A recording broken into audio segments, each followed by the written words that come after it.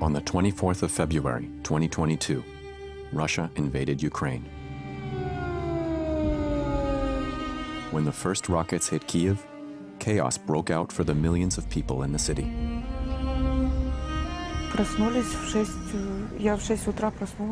I was woken up at 6 by the explosions. Everyone was panicking. I opened the window and looked out. People were running around with bags. They came out of their houses and bought groceries. Everyone was panicking.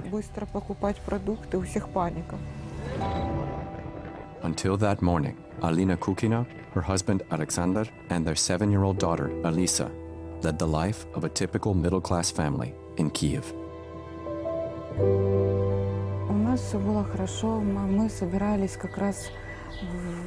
Back then, we had a good life. We were planning to go to the seaside in March. Then we wanted to celebrate my 35th birthday in Paris. We had our dream jobs. 2 car repair shops, and I had my beauty salon. Our child went to school. Everything was good.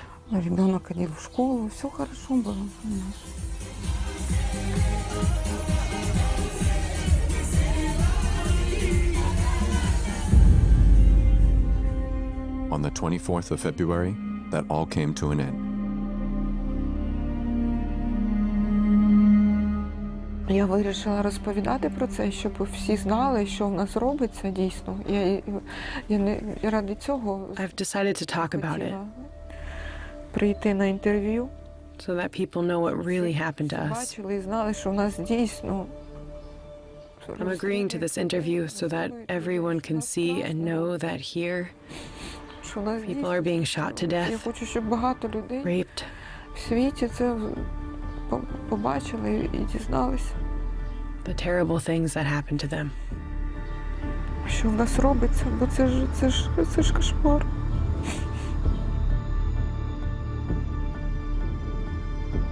On the day the war broke out, Alina and her family fled Kyiv.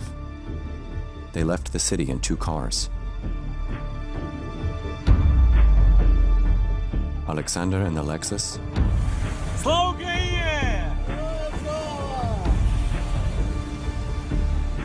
Alina and her daughter took the Mazda. Their destination, a friend's holiday home. The dacha was in the village of Dmitrivka, 6 kilometers to the west out of Kyiv, just 10 minutes drive on the Zhytomyr highway. The family hoped that in the countryside, they'd be safe from Russian airstrikes. Just a few kilometers further along the highway, there's another cluster of dachas. The village is called Mikhailivka Rubezhivka. When the war broke out, more and more people started arriving here from Kyiv. Volodymyr Nikolaichuk lives here full-time in his dacha. Now retired, he's had an eventful life. The scars on his forehead tell the story. Radiation sickness. I'm sick because of Chernobyl. I was a liquidator. From 1986 to 1988, Volodymyr Nikolaichuk worked to secure the reactor at the devastated nuclear power plant. That's the result of strong radiation. I used to have these wounds all over my body.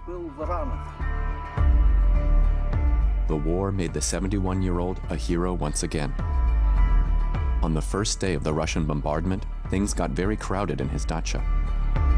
29 people found shelter there. Among them, his son's family. Arsen speaks German.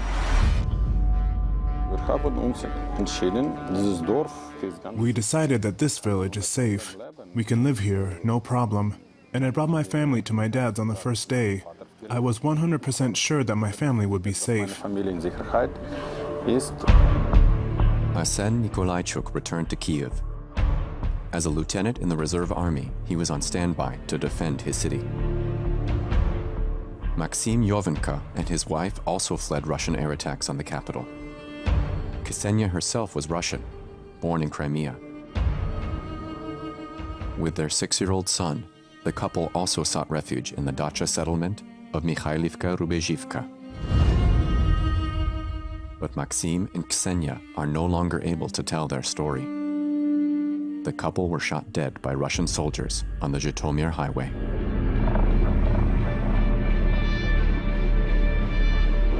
The dacha settlements west of Kyiv had become a death trap. Gucken wir uns die Situation in Kiew etwas genauer an. Vom Norden her kam der Hauptangriff. Let's take a closer look at the situation in Kyiv. The main assault came from the north with around 20 to 25 battalion tactical groups. You have to imagine one battalion tactical group comprises 2 to 3 tank companies, 2 to 3 anti-tank companies, mechanized infantry, plus 2 artillery and air defense batteries. Each battalion group has around 800 to 1,000 soldiers, and that's how they tried to make rapid inroads into Kyiv. But they were unprepared for such tenacious Ukrainian defense. To obstruct the Russian advance on Kyiv, the Ukrainians blew up a bridge over the Irpin River on the second day of the conflict. There was a risk that the dacha settlements along the Zhytomyr highway would be cut off from the outside world. Internet and mobile coverage was spotty. A video secretly filmed by residents. It shows Russian tanks patrolling the dachas of Mikhailivka-Rubezhivka. Everyone get down. God, they're going. In the neighboring village of Dmitrivka, Alina Kukina and her husband Alexander were growing increasingly fearful of the Russian troops. Якийсь звук почули зразу в підвал. І це ж всі ж, це не просто там 2 людини, це всі біжать. At the slightest sound, we ran to the cellar. It was full of people, all running. We were afraid. The children heard the shots and explosions. They understood what was happening. It was frightening. Days after the outbreak of war, people trapped out in the suburbs had little knowledge of what was going on. The few snippets of information they had were unreliable. Those who still had power and internet communicated using telegram. Is it possible now to cross the Zhytomyr highway from Stoyanka to Hareneshi? Is this section dangerous? Let me know via PM. Is anyone else going that way today? You can't go on the roads, only on foot or through the forest. At Volodymyr Nikolaichuk's place, fears grew that the dacha community might not be safe for much longer. Volodymyr started looking for possible exit routes. But the situation appeared impossible. Russian forces had been advancing on Bucha and Irpin for days. The bridge to Kyiv blown up, the highway, the scene of the fighting. Volodymyr Nikolaichuk observed the Russian units.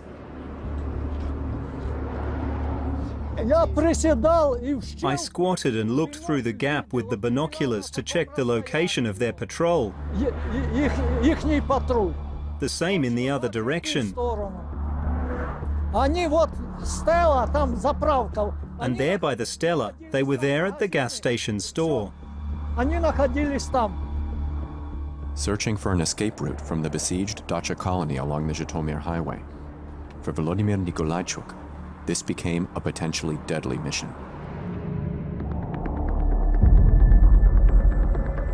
On the 3rd of March, residents warned of Russian attacks.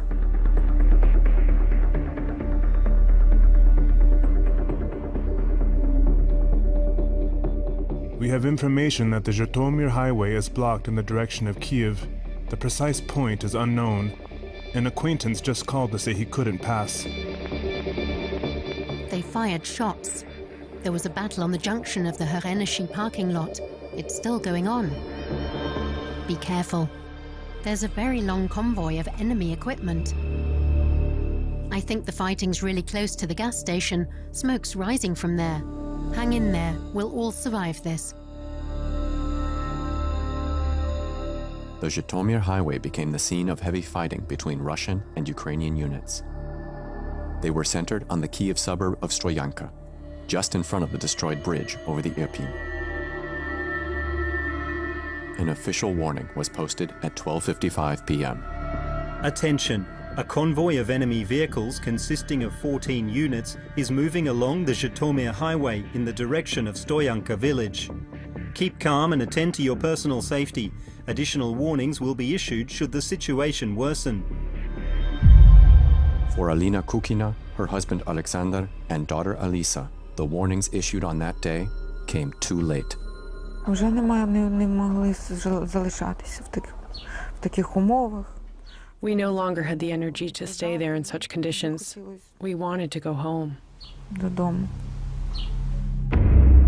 On the morning of March the 3rd, the family left the dacha.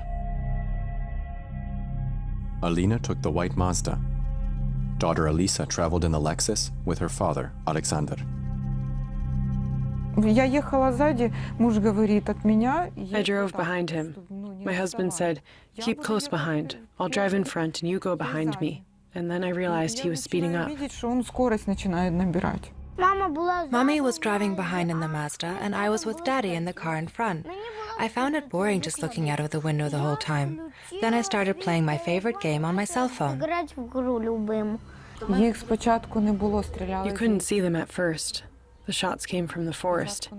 Then they all came out. Виходили всі.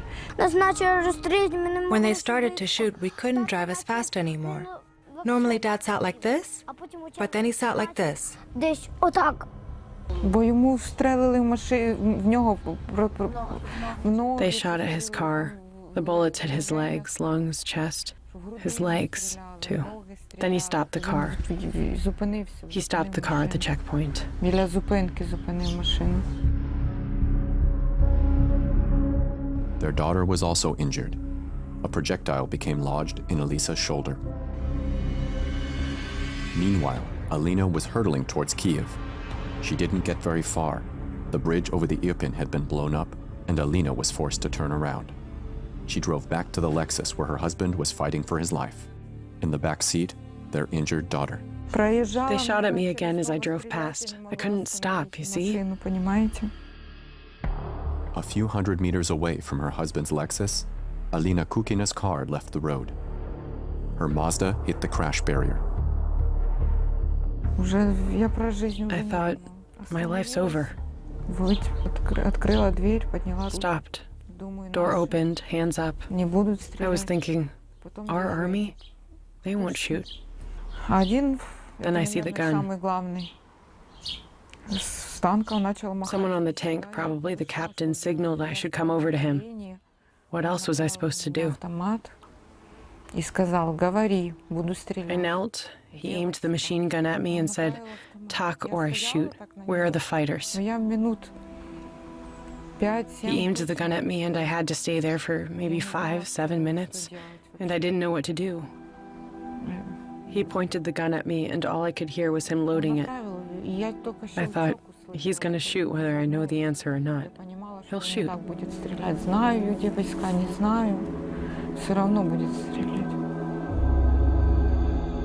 Alina Kukina leapt to her feet and was hit by several bullets. От него побежала, от него прям в лес, вглубь. I ran away from him, deep into the woods. Well, I didn't quite run. I fell over. Then I crawled. I found a half-finished house and went inside. Darkness closed in on me. I knew I was about to lose consciousness. Back in her husband's car, fire had broken out. Alexander Kukin couldn't reach his wife, Alina. Gravely injured, he dialed his mother's number.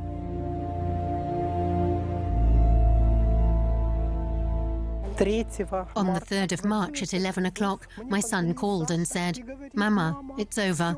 I'm dying. You have to save your grandchild, Alisa."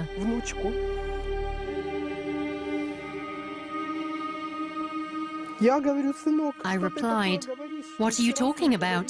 Everything was fine yesterday. They'd been in a Kyiv suburb, and now he says, 'My legs are burning, I can't feel my back.' That's it. We won't see each other again." It was a nightmare. It was terrible. I couldn't believe it.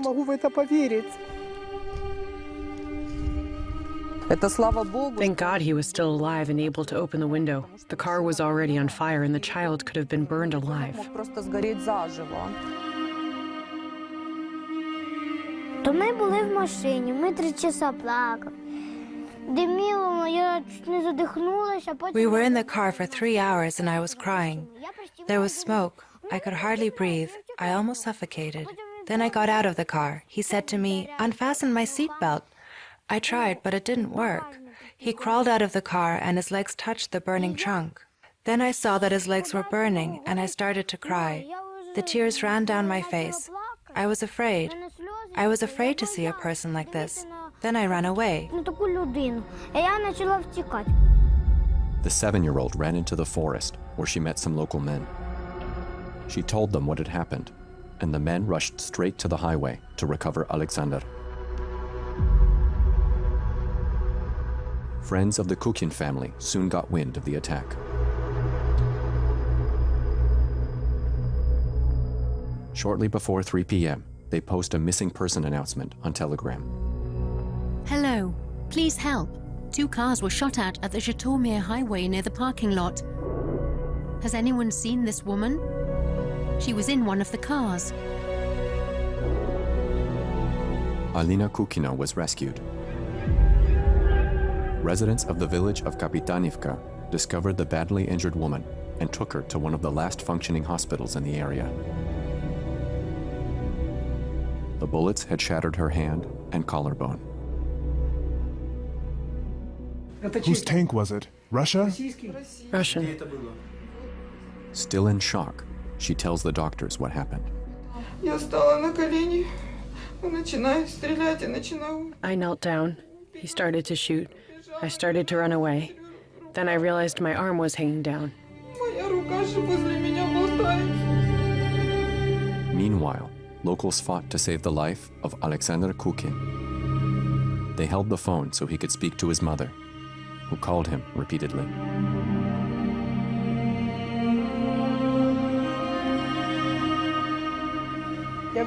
I'm saying, "Son," and he answered in a very weak voice, "Mama, goodbye. Mama, Mama, goodbye."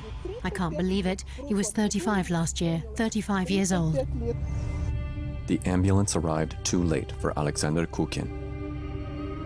He died in the hospital from gunshot wounds. Doctors considered amputating Alina Kukhina's arm. The projectile was removed from Alisa's body. Mother and daughter received medical treatment in Germany. On the 4th of March, the Zhytomyr highway became a death trap once again. Drone footage shows Russian tanks at the scene.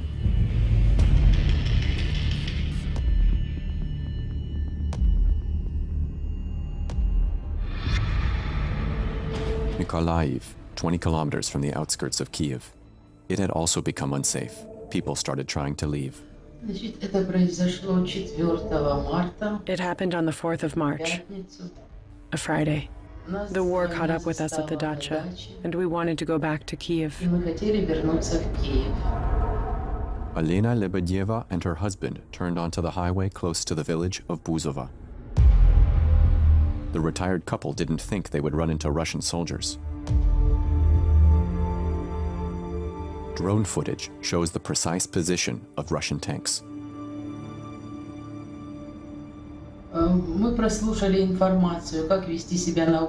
We'd read all the information about what to do at a Ukrainian checkpoint. As we turned off the village road onto the Zhytomyr highway, they started firing on us. It wasn't a Ukrainian checkpoint, but a Russian one.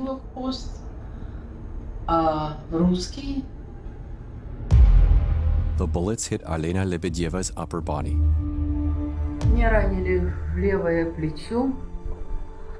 My shoulder was injured. The nerve center was damaged. The bones, the collarbone was shattered. I was later told it was an explosive projectile. My husband began screaming. What can I say? He was probably in shock. He yelled at them. The soldiers gave the woman an injection, probably morphine.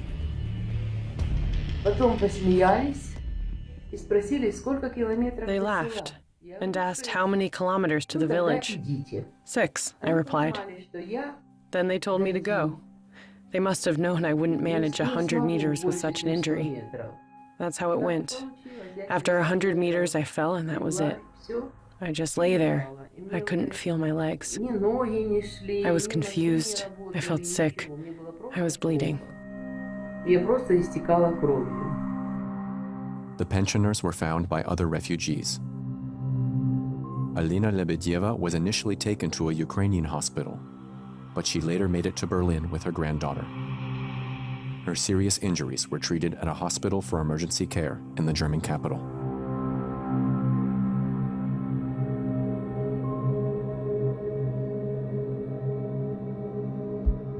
Drone footage shows the wreckage of several cars. From this distance, it's not possible to say with certainty whether the couple's Toyota is among them. It's about 9 kilometers between the place where the cars and the retired couple came under fire and a gas station between the villages of Meria and Mila. This gas station is to become the scene of a war crime, filmed by a reconnaissance drone. This footage was recorded on March 7th between 10:09 and 10:33 a.m. It shows the positions of Russian soldiers at the scene. Close by, armored personnel carrier crews. The white V is clearly visible on the tanks, a marking used by Russian forces.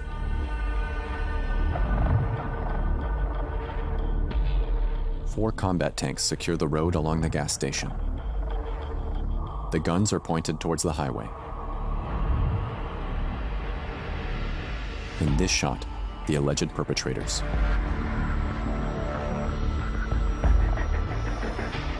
It's 2:06 p.m.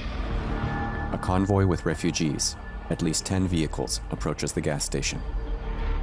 In the silver Hyundai, Maxim Yovenko, his wife Ksenia, their 6-year-old son, and the child's godmother. They're also trying to flee the dacha colony at Mikhailivka-Rubezhivka. The driver of the blue Subaru describes what happens next.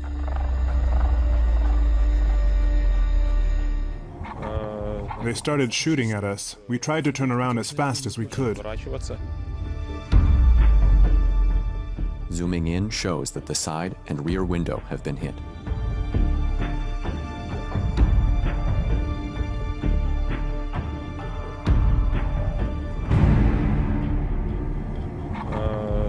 Here the window's broken. The bullets went in around here. Bullet holes in the headrests. The bullet went through here. The bullet slammed in here. Here's the second shot, and there's the third. Zooming in shows a gunman in front of a billboard. A second soldier. It's not clear whether he'll shoot.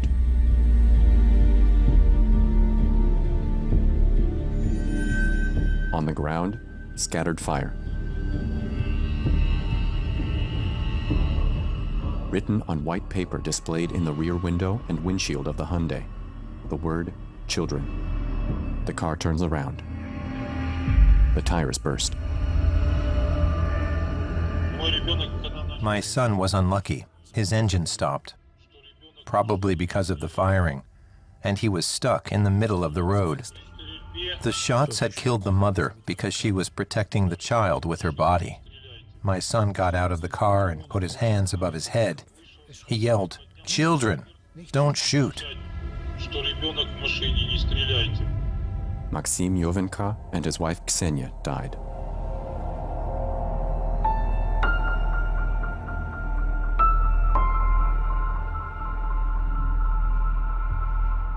It's thought that the 6-year-old is now with relatives in western Ukraine, and that the godmother is also safe.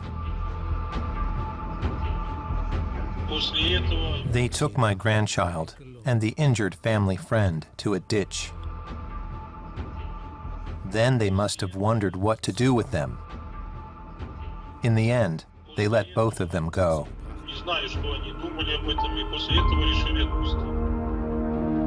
Two people shot as they tried to flee.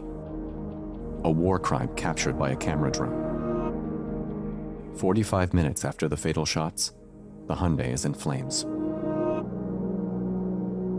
Whenever civilian cars are stopped and there are women and children inside, when they get out and put their hands up, then, at the very latest, this is the point where even frontline troops need to realize that this is no longer a military operation, that they're now dealing with civilians. And there's a clear requirement under international law prohibiting attacks on civilians. Objectively, this remains a war crime. There are a number of car wrecks at the gas station. From the drone's perspective alone, it can't be ascertained whether there are any more victims. On the same day, March 7th, around 3 p.m., Arsen Nikolaichuk set out to fetch his family from his father's dacha and bring them to safety. My father said he'd be staying. It's his house. He needs to protect it. And yes, for children it's dangerous here. And that's why they should either go home or travel to Germany.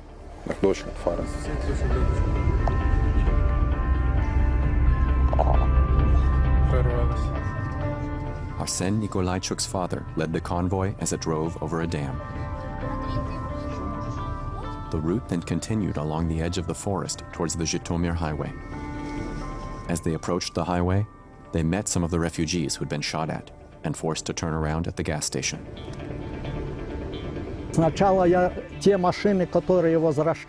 I showed the cars the way to our checkpoint, and then to mine. The retiree had scouted out a place where the trapped families could cross the Zhytomyr highway. The cars were there where the checkpoint was. Our checkpoint was behind. To reach safety, the trapped families had to cross the multi-lane road to an area controlled by Ukrainians, evading Russian tanks positioned on the Zhytomyr highway.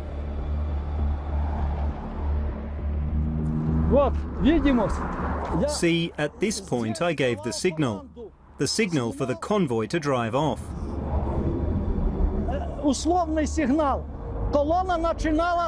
Then I went there to show them where to turn. It was Arsen Nikolaichuk's family's turn. Tensions were mounting.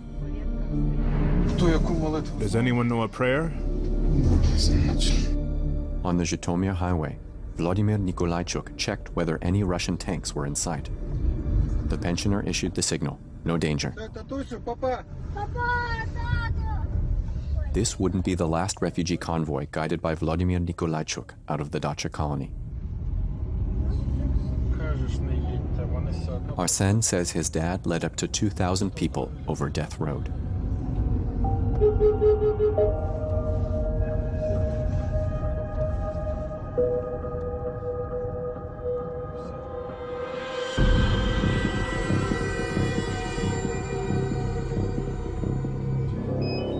At the command post of a volunteer unit in Kyiv. This pilot filmed the fatal shots at the gas station with a standard camera drone. The volunteers observed Russian positions along the Zhytomyr highway for several weeks. There could have been other victims at the gas station. I think the same situation was here. Killed. Yes. And next day was not 2 cars. It was one more, 2 more. Yes. In another direction. Yes.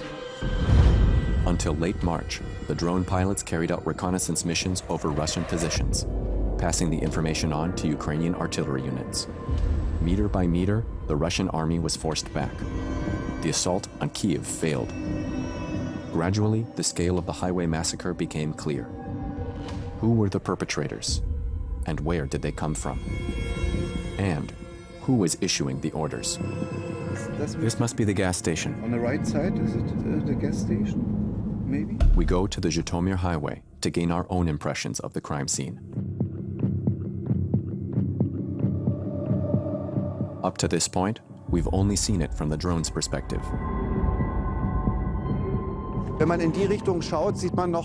you look that way, you can still see a large number of wrecked cars. On Friday, they said around 20 people died here. Exactly how many? Well, that'll be down to the investigators to find out. But these are the results of a war crime. At the gas station, we find the remains of Maxim Yovenka's silver Hyundai. Das ist das Auto von Iovenko Maxim Sergeyevich. That's the car belonging to Maxim Sergeyevich Yovenka, the driver of the silver Hyundai. He got out of the car, raised his hands, yelled, "Children," and was then shot. The Russian tank was back there, near where the sign is. Wo das Schild steht. In March 2022, the German public channel ZDF ran an exclusive report on the fatal shooting of Maxim Yovenka. Ukrainian public prosecutors then opened an investigation. Ми ідентифікували трупи Максима та Ксенія. We've identified the bodies of Maxim and Ksenia. Maxim Yovenko was 31 years old. His father helped us with the identification. Відрізку автодороги, I can say that on the Russian-controlled road from Kyiv to Zhytomyr, shots were fired at 57 vehicles. 36 corpses were found, including those of children. Знайдено 36 вбитих тіл, серед яких є діти. The gas station on the Zhytomyr highway is the scene of a massacre. The images are almost too difficult to bear. От, наприклад, автомобіль Kia, в якому було віднайдено... Here, for example, 3 bodies were found in a Kia. Investigations showed that shots were fired at the car until it exploded. Автомобіль розстрілювався, до речі, його If the corpses didn't burn completely, the Russian soldiers pulled them out of the car, covered them with tires, and carried on burning them.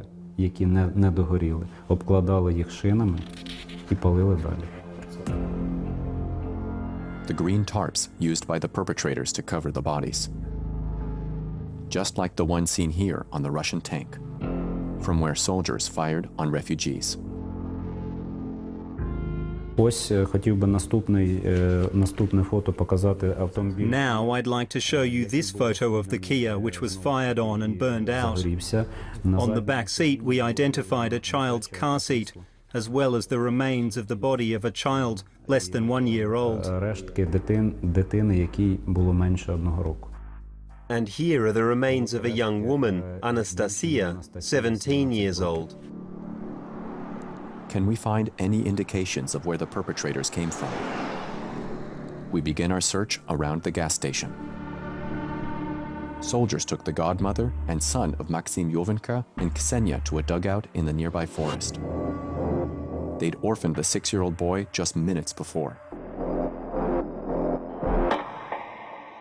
The items left behind in the dugouts speak volumes.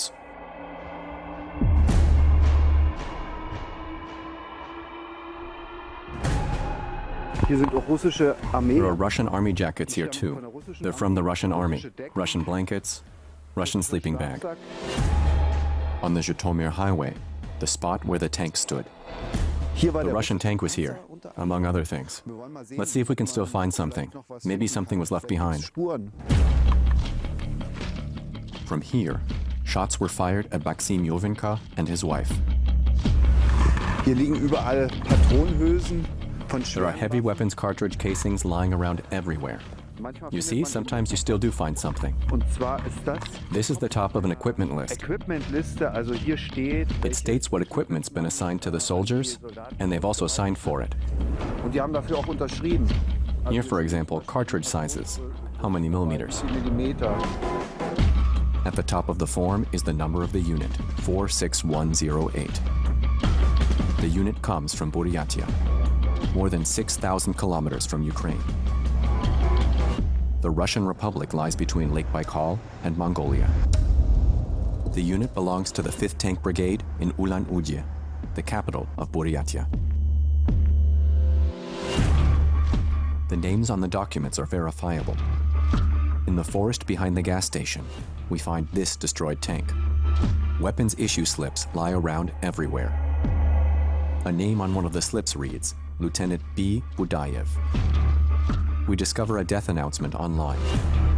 Lieutenant Belitka Budayev of unit number 46108 from Ulan-Ude, who died on the 6th of March in Ukraine. And indeed, our drone footage shows how the woodland positions came under heavy artillery fire on March the 6th and 7th. We drive to the next crime scene. It's 10 kilometers from the gas station. On this section of the Zhytomyr highway, Russian soldiers fired on the Lebedyeva's car. The retired couple's granddaughter confirms to us that the Toyota belongs to her grandparents. That's the car of your grandpa, yeah? Okay. More and more corpses are being recovered. In the search for clues pointing to the perpetrators, we want to take a closer look at the deserted dugouts. The soldiers who fired on the retired couple and seriously injured Alena Lebedyeva, where did they come from? A member of the Territorial Defense Force comes with us. He knows the area. It looks like the soldiers have only just left. Wir sehen ganz viele verlassene Stellungen von der russischen Armee. We're seeing many deserted Russian army positions. And what's striking is that we keep seeing suitcases or bags that clearly don't belong to the Russian army. Here, for example, it's conceivable that these items of luggage came from cars that were fired upon previously. We also find quite a few notebooks. They clearly belong to recruits. Here, a soldier has written notes on how to deploy a shoulder-fired missile. More evidence that these were probably inexperienced fighters. An instructor's armband.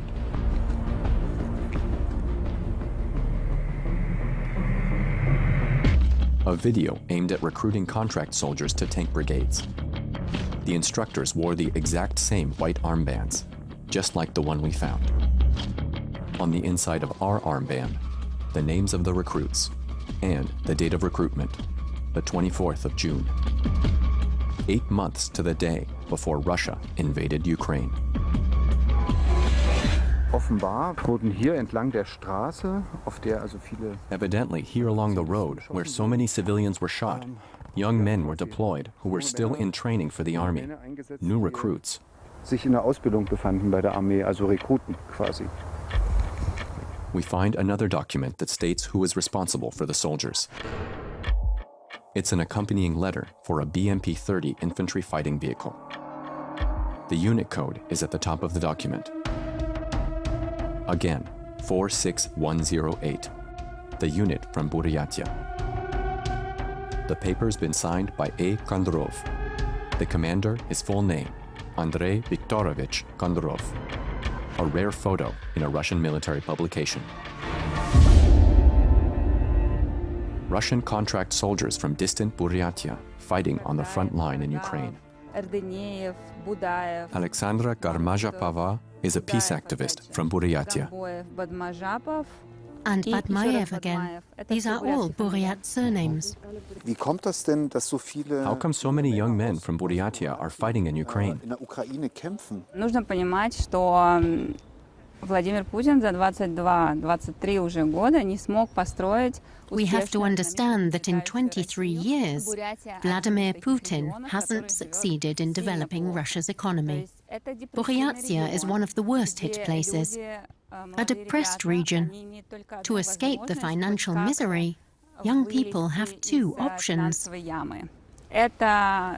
either take up shift work in northern Russia, or they join the armed forces.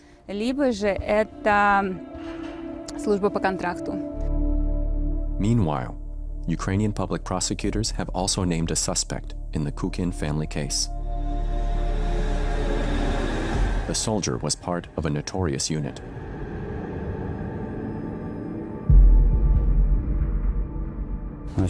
Ми ідентифікували його військову частину. We've identified his army unit. He's a soldier with the 64th Rifle Brigade of the Russian Federation in the Khabarovsk region. The unit occupied the forests between the city of Bucha and the Zhytomyr autobahn.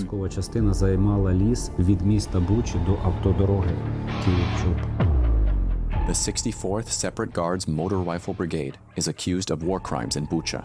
The unit was recently honored for its activities in Ukraine by none other than Putin himself. The brigade is stationed in the Khabarovsk region, in the far east of Russia, 9,000 kilometers from Ukraine. The survivors and the families of the victims of Russian war crimes are demanding justice. But even if the perpetrators do have to face charges one day, for Alina Kukina and her daughter, life will never be the same again. Мені треба бути за маму, за тату, а мені важко. I have to be both father and mother now, but it's so hard. Нас розбили плани. Our family is broken. Our plans were obliterated. My daughter says, "Why? Everyone has a dad, and I don't have a family anymore." So I tell her, "You and me, we're the family." Вони розбили нашу сім'ю. They've destroyed our family. I don't know how I'll survive it. What will become of the child? Що з дитиною казати? The Zhytomyr highway has become Death Road. Drone footage, witness statements, and documents prove that Russian soldiers fired on innocent civilians. But to date, none of those responsible have been called to account for their crimes.